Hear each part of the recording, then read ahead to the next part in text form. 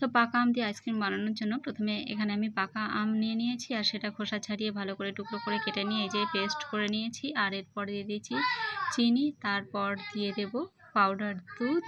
তো এখানে এই যে গুঁড়ো দুধ দিয়ে দিলাম, আর এরপর দিয়ে দেব লিকুইড দুধ।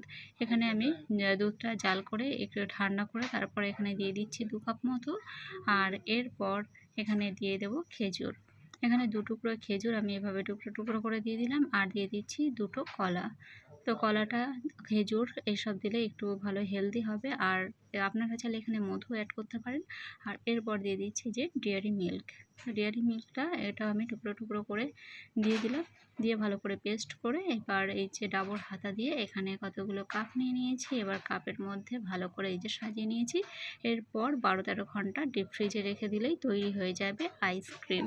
তো এই যে দেখুন, এটা ফুলকি আইসক্রিমও বলতে পারি। তো ভিডিওটা কেমন লাগলো?